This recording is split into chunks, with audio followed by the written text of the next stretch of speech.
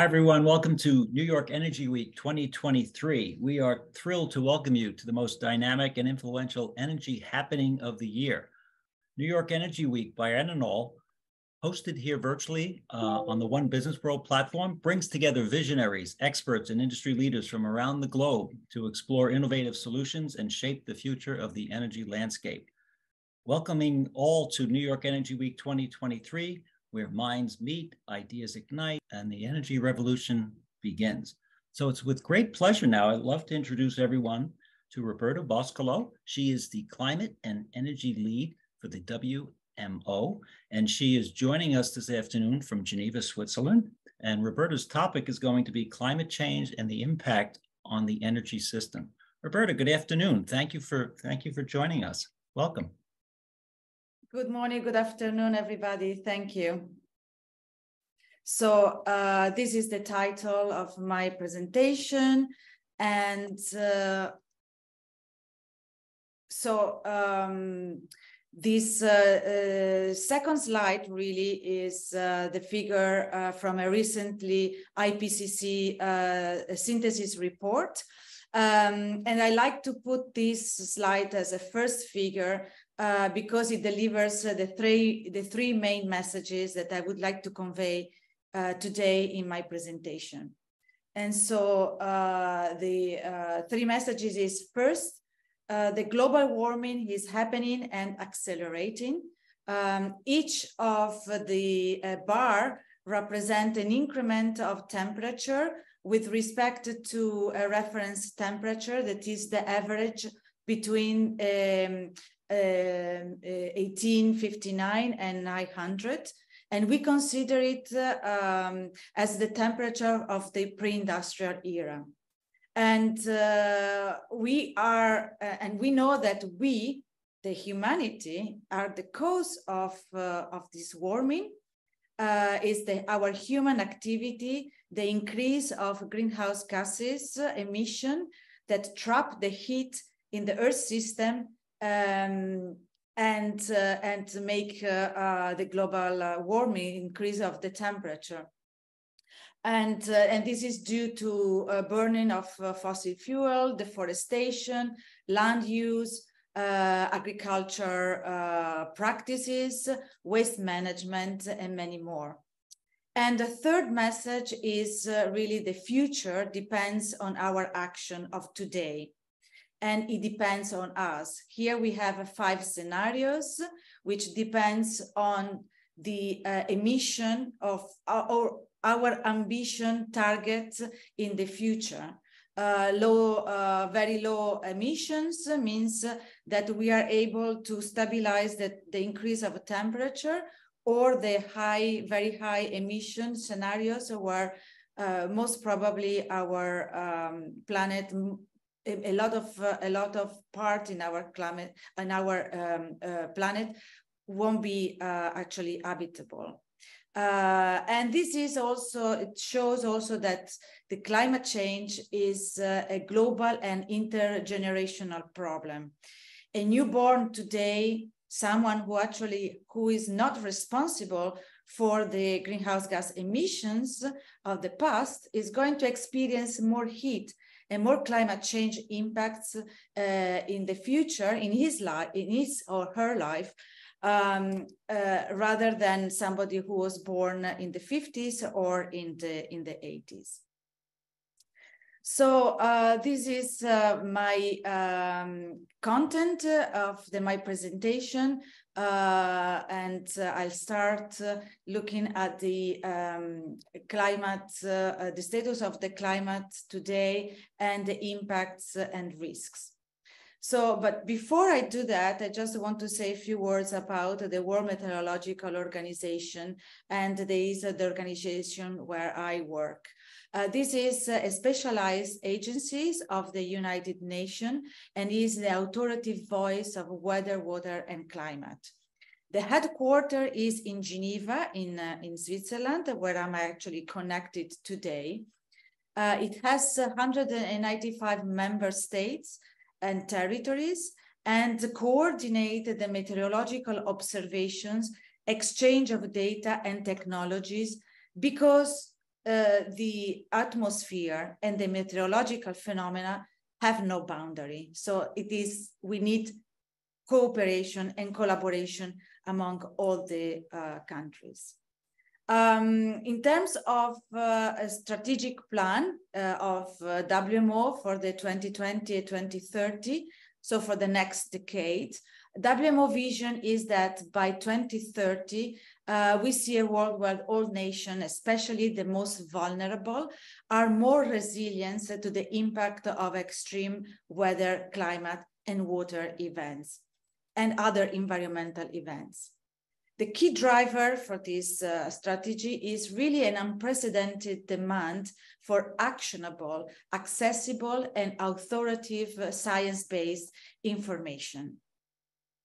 We strive to better serve societal needs, delivering authoritative and accessible, user-oriented, and fit-for-purpose information and services through the enhanced capacity of countries to develop these environmental-related services, also impact-based services, to better support the policy making and action that implement sustainable development and mitigate the weather, climate, and water-related risks. So more than 10 years ago, WMO launched what we call it the Global Framework for Climate Services, which provide a unique platform for guiding and supporting activities across the value chain for climate services. And these services contribute to and support adaptation, mitigation, and reduction of loss and damage. Availability and the access of products will be expanded and broadened to benefit all the countries. So the development, for example, and application of climate services is based on the value chain or better a value cycle really that goes from observation network to provision and application of climate services for user and decision and actions. And this value chain of WMO, in this value chain, WMO is responsible for a climate services information system, which is the information about the climate, the past, the present, and the future, how this information or data are archived, analyzed, modeled, and exchanged, and also processed. And WMO delivers authoritative climate information products through operational mechanism, technical standards, communication, and also authentication. So WMO helps members to monitor the Earth climate and the global and regional at the global and regional scale. And that is reliable information is available through evidence-based decision-making and how to best adapt to changing climate and manage risk associated with climate variability and extreme. So these are products that WMO publishes, these reports. And this week, actually last week, we launched the European State of Climate in 2022. This state of climate, this monitoring information of the state of the climate are based on climate indicators. And we have generally looking at 7 indicators for the climate monitoring.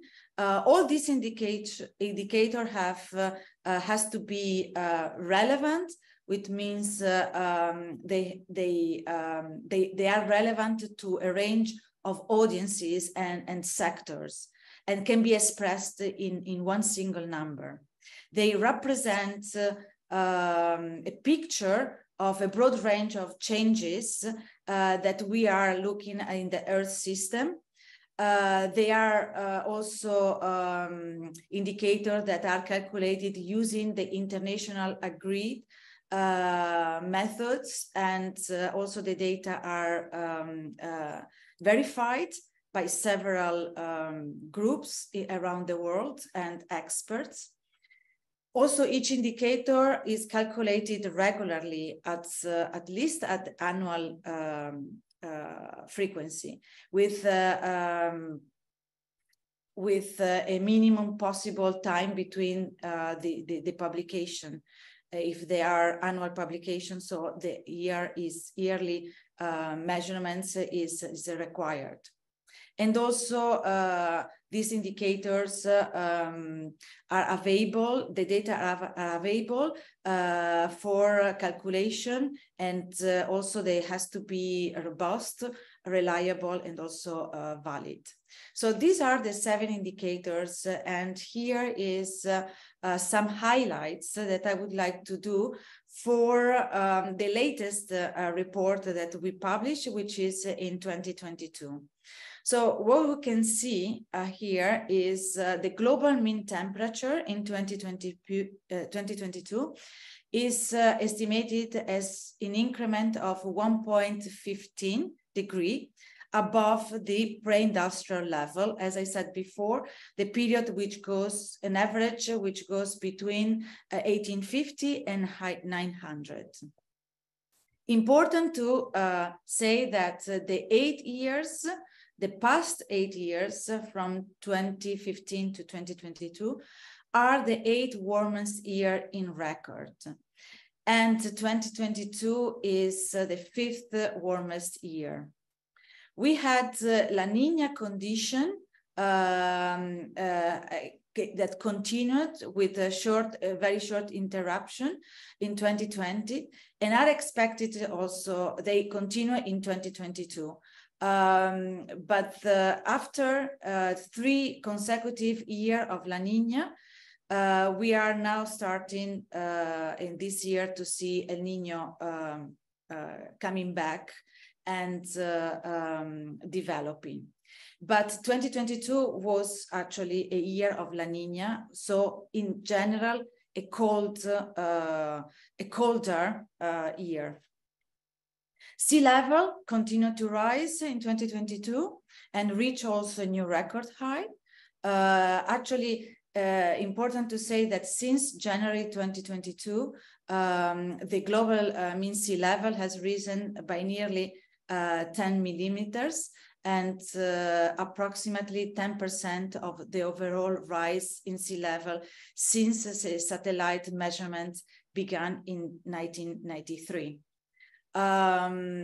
We also know that the ocean absorbs 90% of the excess of the heat in the Earth's system, which is caused by the emission of greenhouse gases. And the upper 2,000 meters of the ocean has continued to warm and reaching always the high records. The data set says that the heat content has actually accelerated in the past 2 decades. The sea ice extent in the Arctic also was below average in most of the year. Antarctic sea ice was a low record, had a low record in 2022. And also the Greenland ice sheets had negative total mass. Actually, they are having negative total mass for the last 26 years. And so we had an event of raining at the highest point of Greenland, which is at 3,200 meters. That was last year in September. And also we had a very low winter snowpack in 2021 and 2022. and a very high temperature during summer in 2022, and that's resulted in a decrease of 6% of the volume of glacier, for example, in Switzerland. We had record hot and dry condition in Europe, in North Africa, and in China, especially during summer.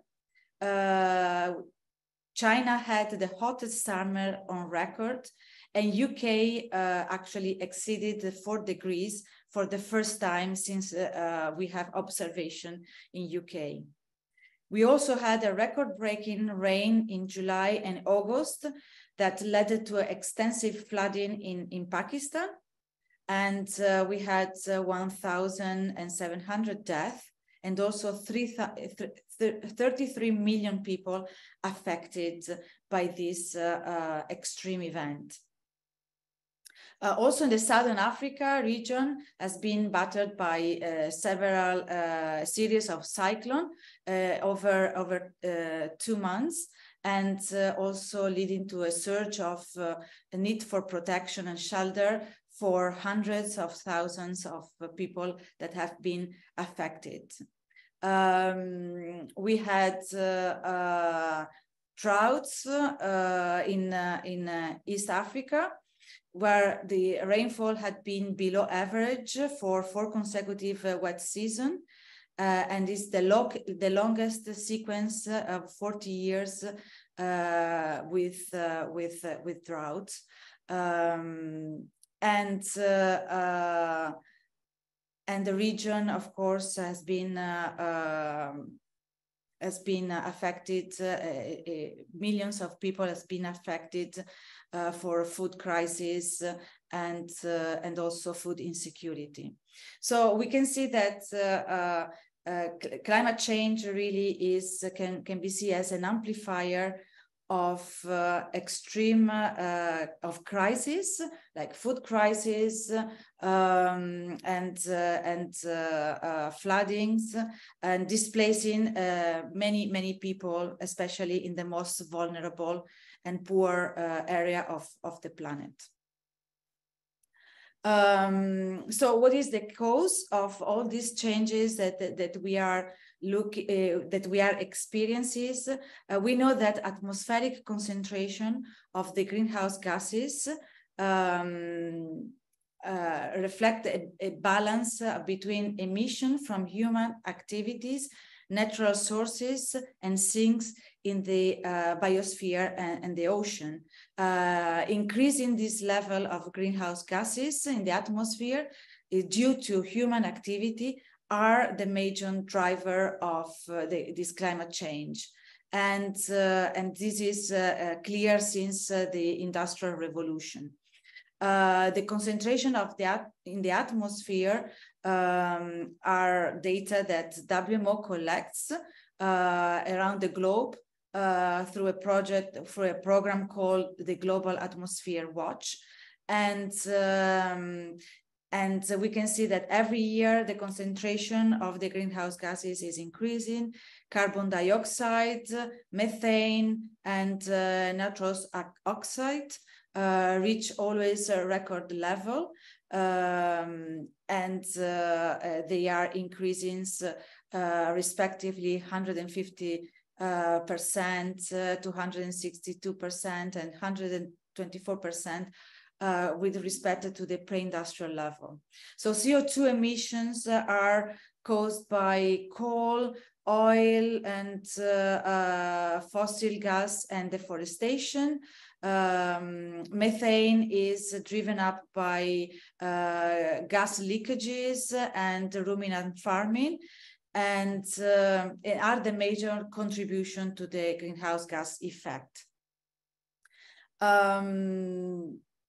So it's worth saying that globally, we have 10% of the people emit 40% of the world greenhouse gases, while the poorest 50% are responsible for less than 15% of the emissions. and generally they are also the most vulnerable to climate impacts. So temperature, as I said before, is the main indicator.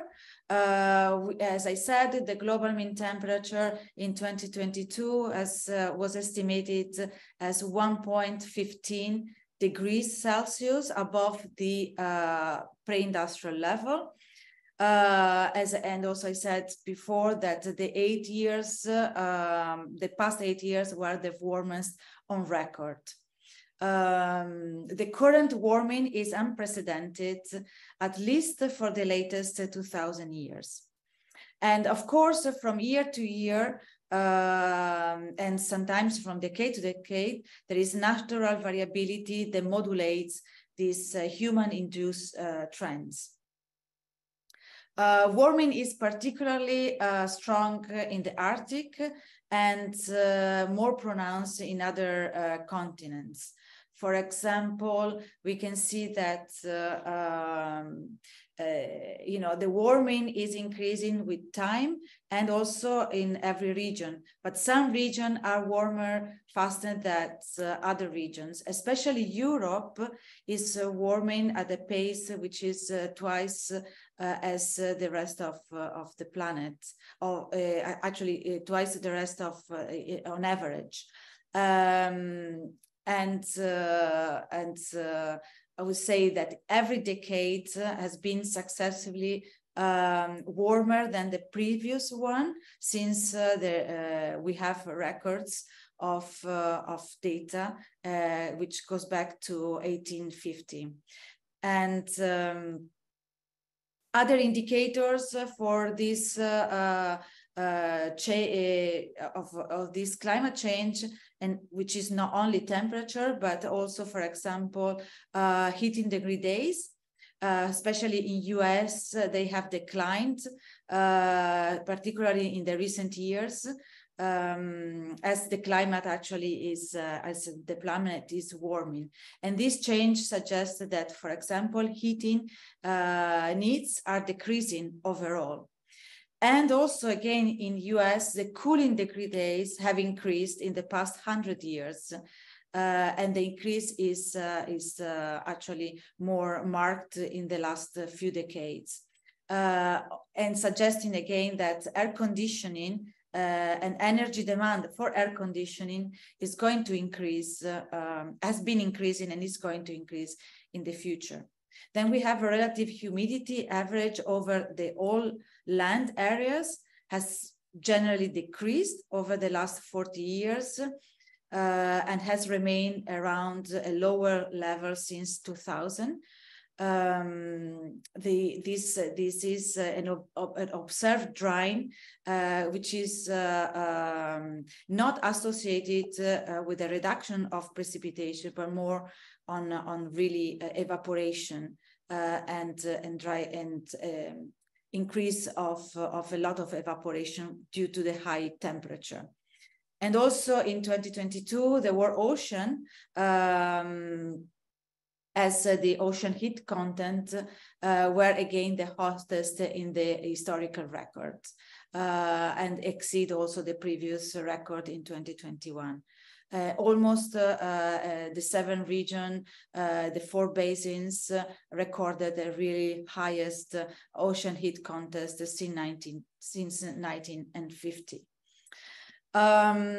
So while it is difficult to identify the exact cause of the extreme event, there is a new science that tried to attribute and quantify the role of climate change in altering the probability and the magnitude of some types of weather and climate extremes.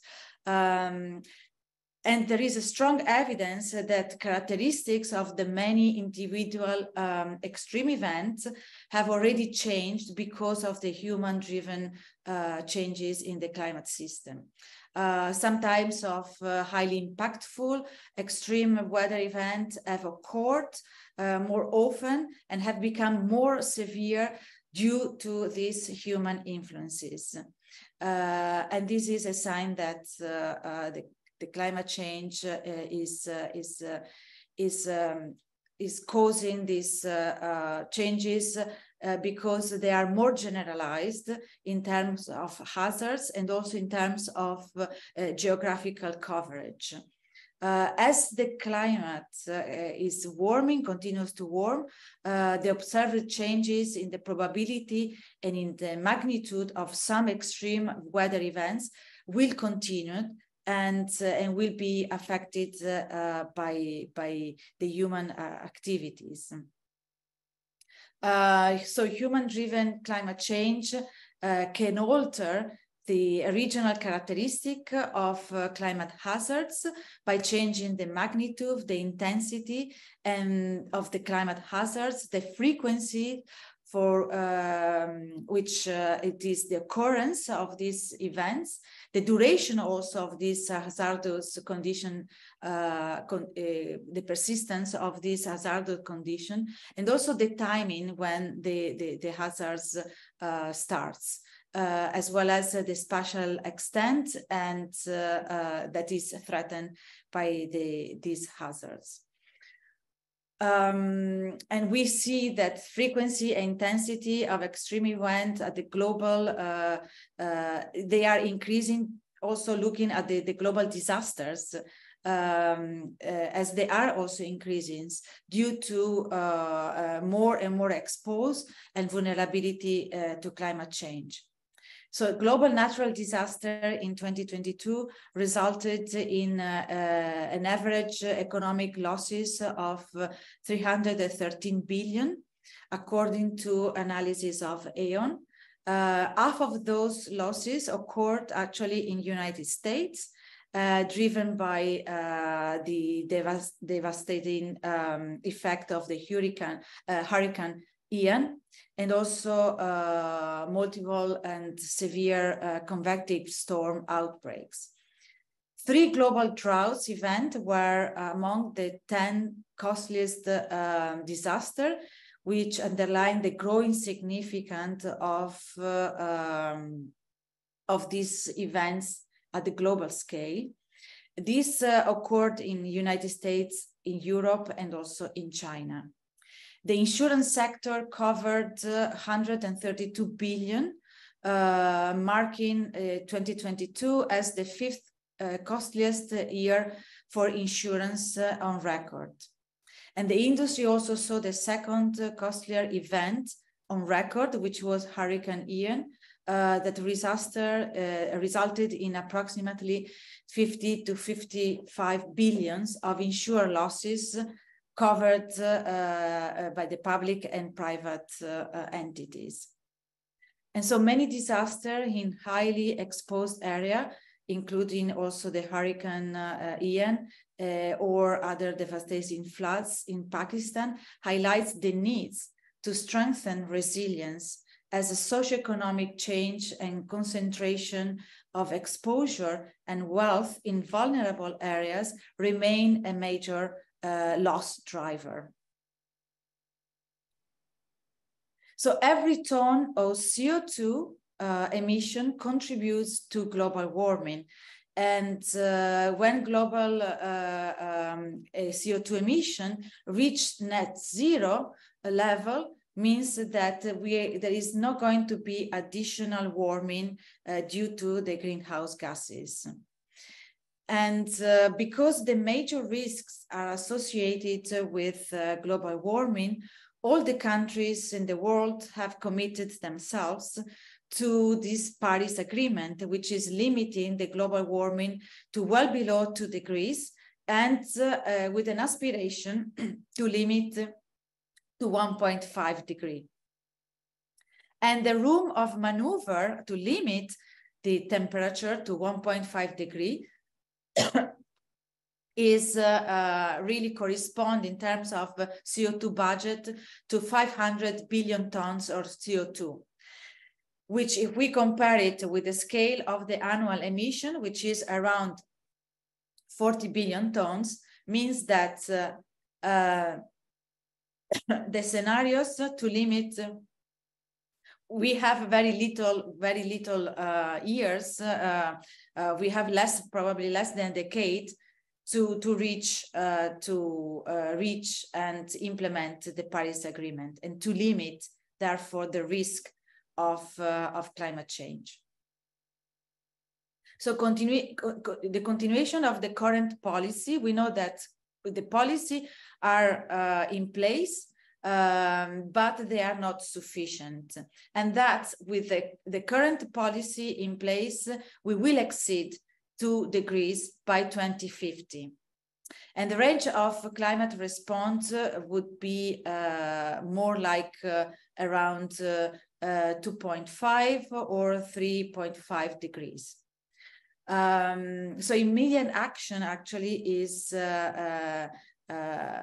is needed to really limit the temperature and to reach the scenarios, which in this graphic is the blue scenarios, where we limit the temperature to below 2 degrees and close to 1.5 degrees.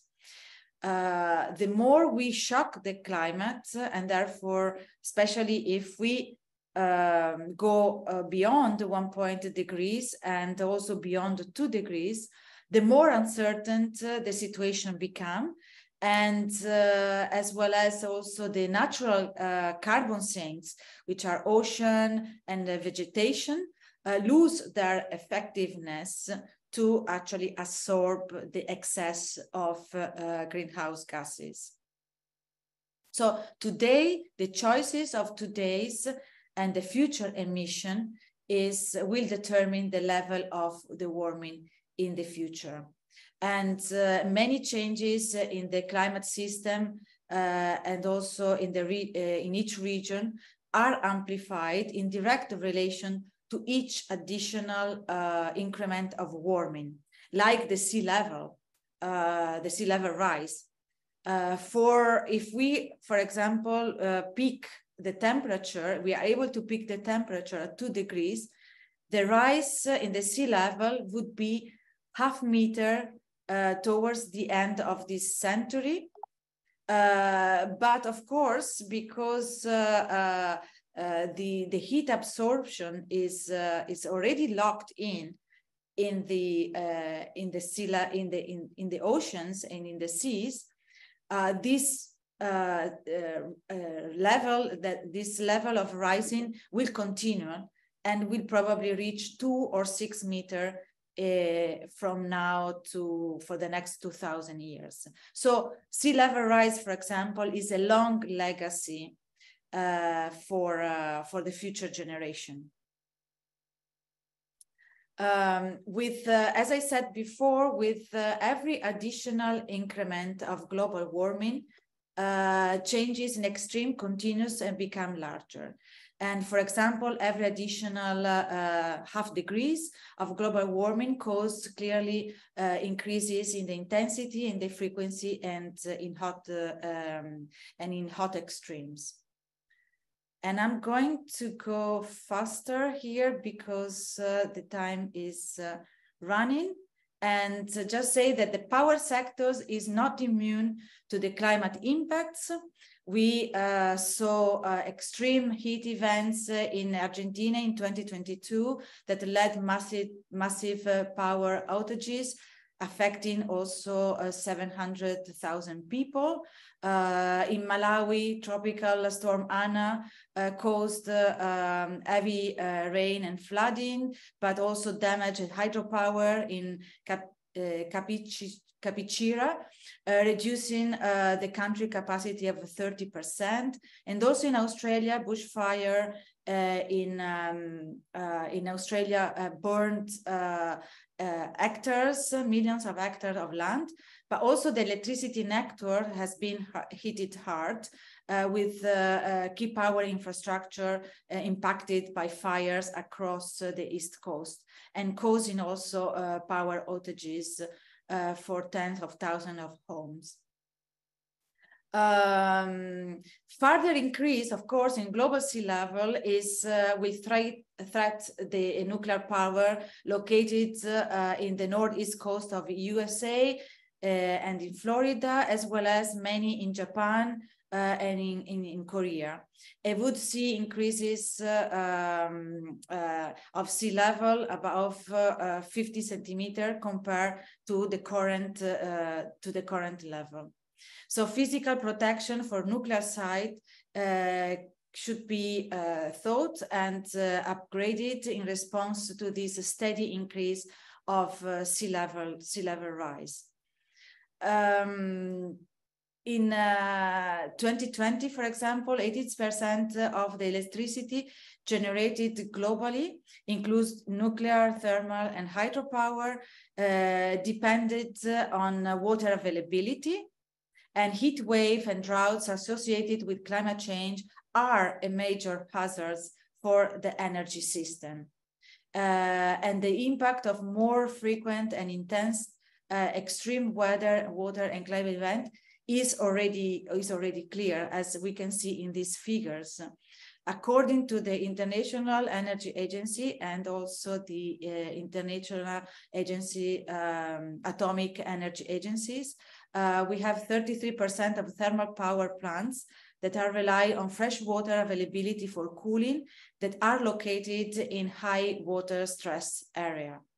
And also existing nuclear power plants are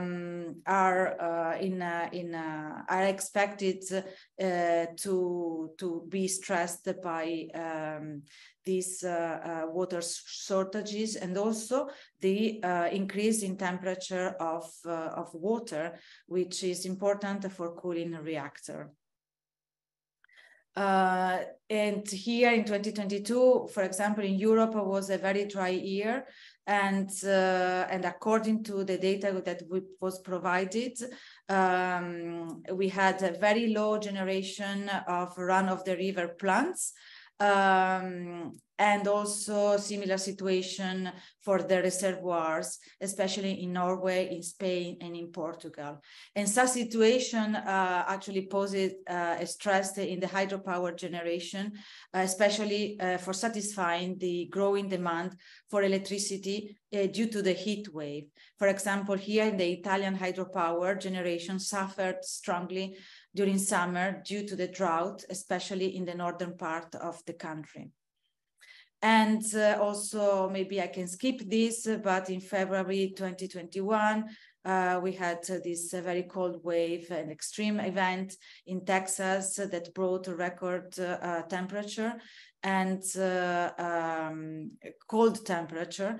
And at the peak of this event, 5 million people in Texas were without power, and for more than 3 days. And this resulted in very high prices for electricity, and also affecting disproportionately lower income and minority population. So the supply chain of electric system is highly vulnerable to various climate impacts, and it is important that we start to build resilience to the energy system, and this kind of actions we actually bring more benefit than cost. A climate resilient energy system that can anticipate, absorb, accommodate, and recover from climate hazard could prevent negative effect of climate change and from spreading them across all the energy value chain. And here I conclude by saying that we can capture these benefits in the range of actions. This is the latest report from the International Energy Agency, and all stakeholders can have a role in this. The energy suppliers, operators, transmission can play a role in improving resilience across all 4 dimensions of the readiness, robustness, resourcefulness, and recovery. Energy authorities, including government, subnational government, a regulator, can ensure readiness by providing information and data for customer and conducting also risk assessment and establishing enabling policy for market, and also energy consumer can contribute to the energy sector resilience by adopting demand side measure as a main end user sector. So I conclude here by saying time is act and every decision counts. Thank you. Roberta, nice job. That wonderful presentation. Thanks for being our noon speaker here. Hey, couple of quick thoughts just on my side, and I'll keep an eye on here on the Q&A. Big picture wise, you had some really critical points there. The intergenerational problem is sometimes you don't think of that. You think of people that are they're born today. And you think of really what they've inherited and what they have looking forward to, and how to act along those lines. That struck me as very important. The fact that you've got children being born today, that you're inheriting so much. The economic policy part as well, I thought is really critical. And when you think about looking forward and trying to tackle these types of problems and a level of health equity and income equity amongst some of our poorest people here in the world, I think incredibly important. He also had down on an earlier slide too, food insecurity, and I thought that was, from a big picture policy standpoint, something. And I know the UN is always, you think of the SDGs and the like, they're always focusing on that as well. And then from a finance standpoint too, you think of just the insurance costs, right, and the property damage and the like that comes from it. When you had one stat as well, and almost every region really was increasing since 1900. Asia was a big jump, but Europe you had down as almost two times as a jump. Do you think a lot of that has to do with industrialization? Population growth? What do you think from just an overall growth standpoint? Too many people? What do you think? Well, sure. I mean, if we look at the risk of climate, we can have, these are the three elements: the elements of the hazards, and this is actually, if we want to reduce the severity of the hazards, we need to go through mitigation. But then we have the exposure and the vulnerability. So exposure, exactly. I mean, where we build, where we have our assets, and also, maybe in the past they were not such an exposure, but the climate is changed, and the future risks are not the risk of the past. And also vulnerability, of course. I mean, vulnerability means increase the resilience is an important action, and we are more and more vulnerable because, again, the climate is changed. Our vulnerability is a change in vulnerability as a change in exposure. So we need to look at the future to be able to prevent and to adapt and prevent losses and damage. No, for sure. I mean, everyone needs to be watchful, and thank you for your section on the power sector as well. The vulnerability of that particular part of our world and economy too. You can't take that for granted at all, for sure. Well, Roberta, thank you for joining New York Energy Week here. Thanks for kicking off our virtual sessions this afternoon. What wonderful job! Congratulations on all your great work at the WMO. Really appreciate it. And everybody, Roberta Boscolo joining us today from Geneva. Really appreciated your presentation. Excellent job. Thank you for listening. All right. Take good care. Have a nice rest of the day. Thank you, Roberta. Bye. Bye.